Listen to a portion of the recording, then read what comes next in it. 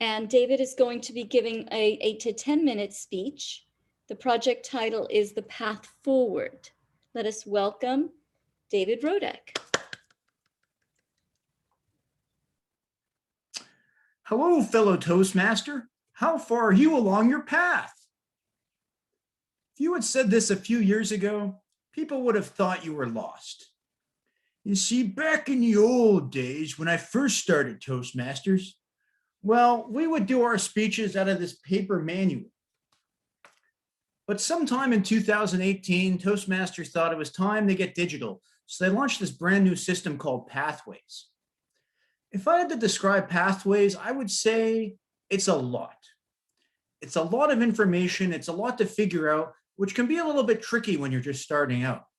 But on the other hand, it's also a lot of really terrific material. So once you get the hang of it, I think it's even better at developing your skills than what we had before.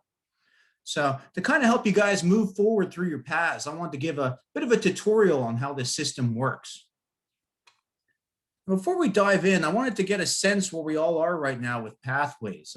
How familiar are you with Pathways? I think a poll just showed up on your screen. All right. A couple more seconds. Okay, good. So, okay. We've got one expert. Most everyone's in the middle, and we've got a one what's Pathways, which I'm guessing is our guest Rebecca, but hopefully it's our guest. If it's a member, we're having trouble, but that's good to know. Anyway, there should be something for everyone here tonight. I'm going to go ahead and share my screen and really start from the beginning. How do you even get to Pathways in the first place? Well, it all starts at this website, which you may have seen before, toastmasters.org. You got to log in your account, which we all have at this point.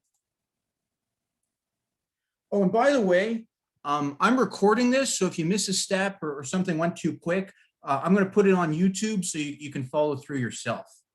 But anyway, we're on the website, we're logged in, Pathways, go to Basecamp. This is your home base, this is where it all happens. Go to Basecamp yet again. And then one more step. You've got your paths down here. Click the one you want to enter. So let's go to Presentation Mastery. That's my current path. There. So already that's a lot more work than just opening a book, but now we're here, we're in our Basecamp, and we can start figuring things out. You launch the lesson, and these are the different speeches we're working on. I think we just heard the icebreaker from Rachel. Blake did his researching. To see what you have to learn, you have to click launch. I've got one preloaded for evaluation, and this is what it looks like. This is where it's better than the book. You have a lot more different exercises. You've got things you can click through. You've got some written material. You've also got videos, which are a nice enhancement compared to the book.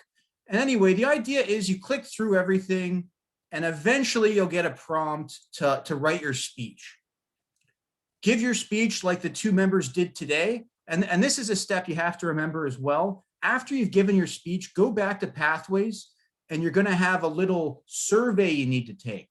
Make sure you take the survey, and you'll get a score like this, and that's how you mark the project done. You can see I have a check mark next to these 3 speeches. I finished them all, sent them to Jill. She gave me a nice little certificate to say I was done level 1. There we go. That's how you move forward through your path. So now that we have a little idea how it works, let's talk about what I think is good and bad about this new system. First, the good. I think these lessons, they can help you out a lot more than what we had in the book. There's one in particular, like the videos.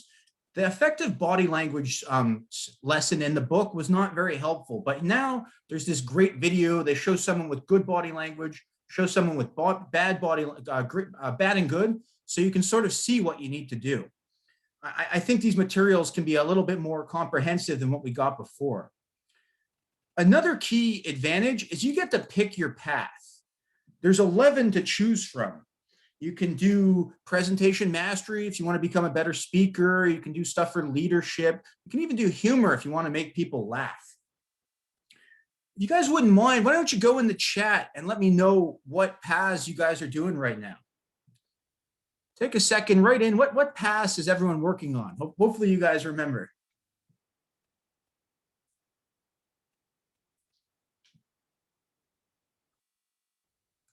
Let's see, I'm not seeing any answers yet. Oh, we got a presentation mastery, a mastery.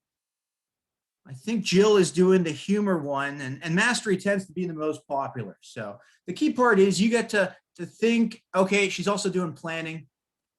Yeah, okay, so the key part is you get to pick something that fits your interest, which is nice, because in the old book, everyone had to do the same 10 speeches and they were exactly the same.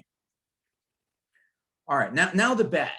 I don't work for Toastmasters, and they probably wouldn't be happy about me laying some critiques about this system, but I've seen some things that are maybe not the greatest about Pathways, and I'll share how we can get around them. Number one, it can be complicated. We never had to do trainings like this for the book because people could just read the book, but Pathways is obviously a little bit more to digest. Another downside is they make such a big deal about like, oh, you can pick your path and it's going to be different and special based on what you want to do. But take a look at this. I've got presentation mastery level 1. My speeches are icebreaker, evaluation, researching. But I also have a leadership path over here, icebreaker, evaluation, researching. It's exactly the same. I wonder if some people get frustrated because they think like, oh, I'm going to do some stuff for humor. I'm going to do some stuff for leadership. What do these initial speeches have to do with that? And I hear you. It does take a little bit of time. You don't really start to see the paths splitting up until at least level 2, but really level 3 is when you start to unlock the magic of Pathways. Here you got like level 3 for leadership, negotiate the best outcome. Level 3 for presentation mastery, persuasive speaking. Suddenly you're seeing stuff that's very different, very unique, and fits what you're looking for. You also get to do the elective projects, which are a whole lot of fun because you've got like this big long list of stuff, social speeches, storytelling, visual aids, whatever you want to work on, you can do it. You just have to get to level 3 before these things open up. So one of the reasons I wanted to give this speech today is because I see a lot of people, they kind of get stuck in 1 or 2 and they never make it to the high levels when it starts to open up. I find when people get to 3, they're usually off to the races. They usually finish their path like Jill and like Aaron did. And I just hope to push everyone a little bit further forward down their paths to finish things off. So to conclude this tutorial, I got a couple tips that might help you out. How can we get through level 1 more quickly? First of all, it's great to see people speaking. I think Rachel and Blake and a few other members are well on their way, and that's great. My first tip is don't spend too much time on these early speeches. They're beginner speeches for a reason. I think people maybe do their icebreaker and then a month, 2 months, 3 months goes by and suddenly they're like, oh my God, this next speech has to be the best ever. And I would say, don't be so hard on yourself. Just get up, give a speech, and people are going to give you some good feedback. And I think you'll be surprised how well it goes. So make an effort to move through these early projects as quickly as you can. One other tip to wrap it up, I find the way it's presented, it makes it seem like, okay, you've got to do an icebreaker, speech 1, research, speech 2, evaluation. The way they present it, they make it seem like you've got to do 1, maybe 2 more speeches. But if you want to get through this quickly, why not represent your icebreaker or your research speech? Like the goal is take a speech you've done before and give it again with feedback.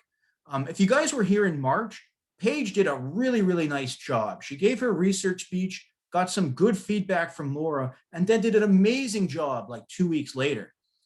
I think that's the pace that could make sense. Like try to give a speech, maybe 1 a month. I think you'll be surprised how well they go and the progress you make. Anyway, that concludes my little Pathways tutorial, and I just wanted to finish with a little word of inspiration for the group. Like I'm your president, and my goal here, it's not to make you fall in love with Pathways. My goal is to see you all become better speakers. You can do that however you want. If you want to do the Pathway system step by step, that's great. It's a very good system. If you're bored and you want to try something different, hey, why not skip ahead to an elective? You have my permission. Or just get up and give any speech you want. It doesn't have to be Toastmasters. The key part is just roll up your sleeves, write a quick script, and get on stage. And I think if you do that, you'll be thrilled at the progress. So I've got one last poll for you here. I'd like to see, after this speech, How many speeches will you give for the rest of the term? We've got 5 more meetings. How many speeches do you all think you can do? Couple ones. Oh, we've got a 2 or more. 2 or more is ones.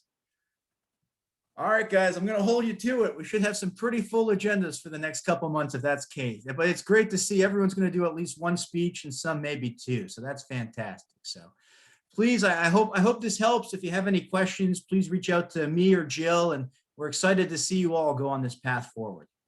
Thank you. Thank you, David.